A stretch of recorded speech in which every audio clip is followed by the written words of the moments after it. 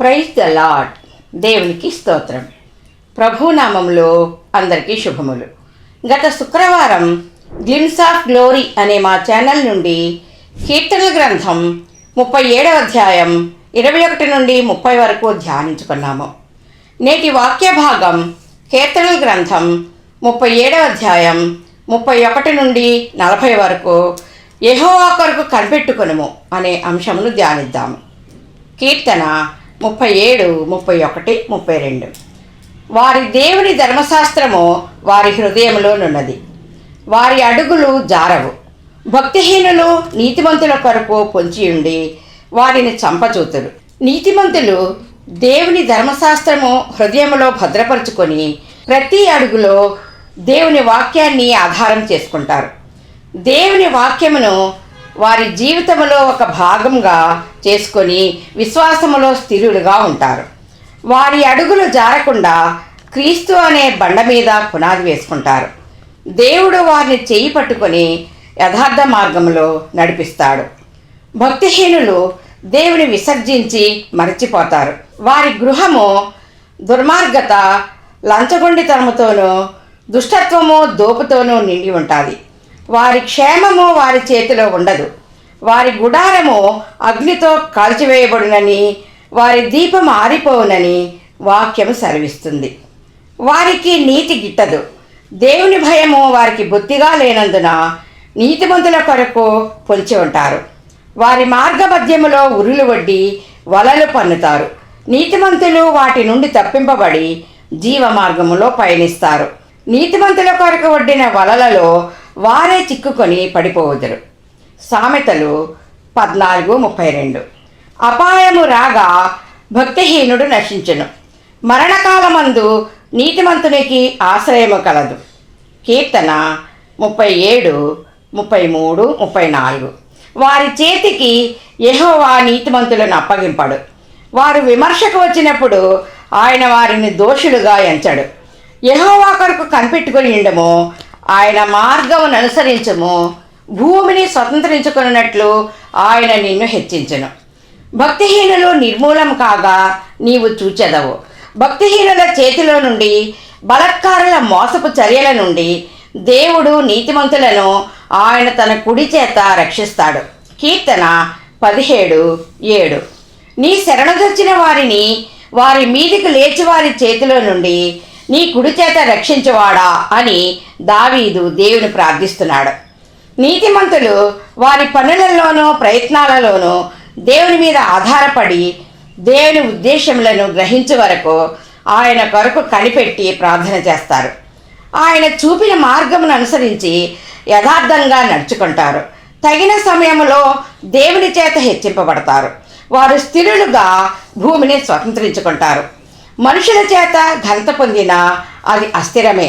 రాజైన అహష్వేరోషు హామానును ఘనపరచి హెచ్చించాడు. కాబట్టి రాజసేవకులందరూ మోకాళ్ళుని హామానుకు నమస్కరించారు. మొర్దెకై నిష్ఠ కలిగిన యూదుడు. రాజాజ్ఞను తిరస్కరించి యూదులకు శత్రువైన హామానుకు యూదుడైన మొర్దెకై నమస్కరింపనందున యూదులందరినీ హతము చేయుటకు హామాను రాజముద్రతో తాకీదు పుట్టించాడు. మొర్దెకైని ఉరితీయుటకు ఉరికొయ్య సిద్ధపరిచాడు. యూదులందరూ మహాదుఃఖముతో గోనెపట్ట ధరించి 3 దినములు ఉపవాసం ఉండి దేవుని బ్రతమాలు కొనగా శాసనములను తారుమారు చేసే దేవుడు యూదులనందరినీ రక్షించాడు. మొర్దెకైకి సిద్ధపరిచిన ఉరికొయ్యపై హామాను ఉరితీయబడ్డాడు. అతని 10 మంది కుమారులను ఉరితీశారు. దేవుని సమయము వచ్చే వరకు కనిపెట్టుకుంటే ఆయనే నీతిమంతుల మార్గమును సరళము చేసి వారిని హెచ్చిస్తాడు. హామాను గర్వాతిశయముతో దోషమును జురుకొన్నాడు. అతడు చేసిన బలత్కారముతోనే అతడు కొట్టుకొని పోయాడు. దేవుడు నీతిమంతుల కష్టదినములను పోగొట్టి నెమ్మది కలుగజేస్తాడు. కీర్తన 37, 35, 36. భక్తిహీనుడు ఎంతో ప్రబలియుండుట నేను చూచి ఇంటిని. అది మొలచిన చోటనే విస్తరించిన చెట్టు వలె వాడు వర్ధిల్లి ఉండెను. అయినను ఒకడు ఆ దారిని పోయి చూడగా వాడు లేకపోయెను. నేను వెదకితిని గాని వాడు కనబడకపోయెను. ఈ వచనములలో భక్తుడైన దావీదు తన జీవిత అనుభవములలో ప్రత్యక్షంగా చూచిన విషయములను తెలియజేయుచున్నాడు. భక్తిహీనుడు గడ్డి వలె ఏపుగా పెరిగి విస్తరించి అభివృద్ధి పొందుతాడు. వానికి ఇబ్బందులుండవు, తెగుళ్ళు రావు. వాడు బలాత్కారముతో ఇతరులకు కీడు చేస్తాడు. గర్వము అహంకారముతో మోసపూరితముగా ధనము సంపాదిస్తాడు.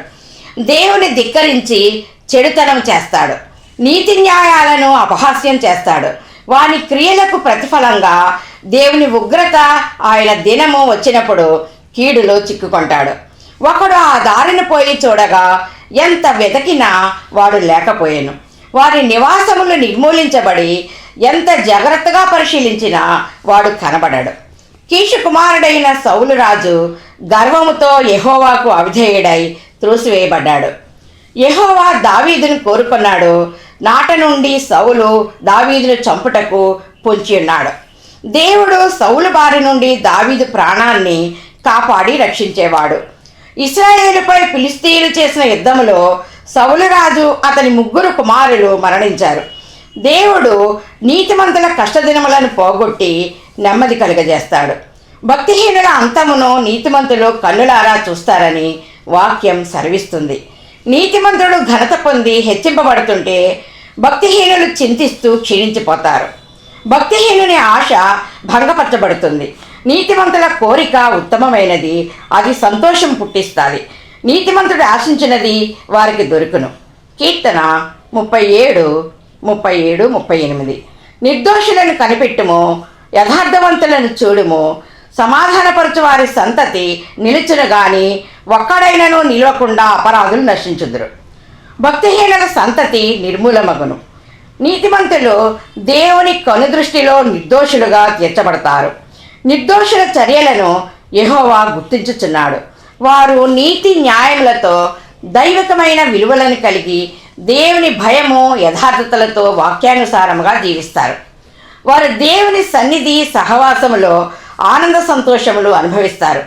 వారిలో కలహము మత్సరము ఉండదు. వారు సమాధానముతో ఉండి ఇతరులను సమాధానపరుస్తూ దేవుని కుమారులుగా ధన్యతను పొందుకుంటారు. నిత్యము నిలిచి ఉండే దేవుని రాజ్యమును స్వాచ్ఛముగా పొందుకుంటారు. భక్తిహీనులు వారి అపవిత్రమైన కార్యాలకు ప్రతిఫలము దేవుని సమయంలో వారి మీదికి దిగి వచ్చినప్పుడు ఒక్కడైనా తప్పించుకొనకుండా అపరాధులు నిశ్శేషముగా నాశనమవుతారు. భక్తిహీనుల సంతతి నిర్మూలించబడుతుంది. ఇక కొంతకాలమునకు భక్తిహీనులు లేకపోదురు. వారి ఉనికిని జాగ్రత్తగా పరిశీలించినా వారు కనబడకపోదురు. కీర్తన 37, 39, 40. యెహోవాయే నీతిమంతులకు రక్షణాధారము. బాధ కలిగినప్పుడు ఆయనే వారికి ఆశ్రయదుర్గము. యెహోవా వారికి సహాయుడై వారిని రక్షించును. వారు యెహోవా శరణుదొచ్చి ఉన్నారు గనుక ఆయన భక్తిహీనుల చేతిలో నుండి వారిని విడిపించి రక్షించును. నీతిమంతులకు భయము కలవరము సంభవించినప్పుడు దేవుని వాక్యమును ధ్యానించుకుంటూ స్మరిస్తారు. దేవుని ఆశ్రయించి వారి బాధలన్నిటిలో నెమ్మది పొందుకుంటారు. వాక్యమే వారిని నడిపిస్తూ జీవింపచేస్తుంది. నీతిమంతుడు బాధ వేదనల నుండి తప్పింపబడతాడు. మేలును ప్రతిఫలముగా పొందుకుంటాడు. నీతిమంతుల ప్రార్థన యెహోవా ఆలకిస్తాడు. వారి బాధలన్నిటిలో నుండి వారిని విడిపిస్తాడు. శారీరక శ్రమ అయినా, మానసిక శ్రమ అయినా, ఆధ్యాత్మిక శ్రమ అయినా నీ భారమంతా ఆయనపై వేసి, దేవా నేను నీ శరణుదొచ్చి ఉన్నాను, నన్ను సిగ్గుపడనీయము అని శరణు కోరితే ఆయన నీకు ఆశ్రయదుర్గముగా ఉండి శ్రమ నుండి నిన్ను విడిపించి నెమ్మది శాంతి నీకు అనుగ్రహిస్తాడు. బాధపడే వారికి యెహోవా ఆసన్నుడు. వారి నిరీక్షణాస్పదము ఎన్నటికీ నశించదు. బాధపడు వారి కోరిక ఆయన వినియున్నాడు. యెహోవా వారికి సహాయుడై భక్తిహీనుల చేతిలో నుండి నీతిమంతులను విడిపించి రక్షిస్తాడు. ప్రార్థన చేసుకుందాం.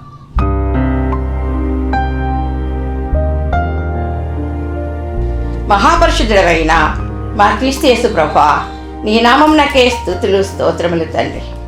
నమ్మదగిన దేవా, మధురమైన నీ వాక్కుల నెరవేర్పులతో మమ్మల్ని ఉల్లసింపచేయించిన దేవా, ఎలా నీ మహిమను కొనియాడాలో మాకు నేర్పించండి తండ్రి. నీ కొరకు కనిపెట్టుటకు సరళమైన మార్గంలో సాగుటకు కృపనివ్వండి. మా హృదయాలను పరిశోధించి పరీక్షించండి. నీ ఎదుట నిర్దోషులుగా మమ్మల్ని చేయండి. నిజముగా నీ శరణుదొచ్చి ఉన్నాను దేవా. నన్ను కనికరించి నీ కృపలో భద్రపరచమని యేసయ్య పరిశుద్ధ నామంలో బ్రతిమాలు వేడుకొనుచున్నాం తండ్రి. ఆమేన్. దేవుడు ఈ వాక్యమును ఫలింపచేయునుగాక. ఆమేన్. అనేక మందికి వాక్యం అందించబడాలని మా గోల్ రీచ్ అవ్వాలంటే లైక్ చేయండి, షేర్ చేయండి, కామెంట్ చేయండి, సబ్స్క్రైబ్ చేయండి.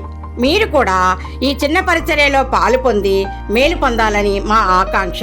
మేలు పొందుకున్న ప్రతి ఒక్కరూ ప్రార్థన సహాయం కొరకు మాకు తెలియచేయండి. మా ఫోన్ నెంబర్ 8639839464.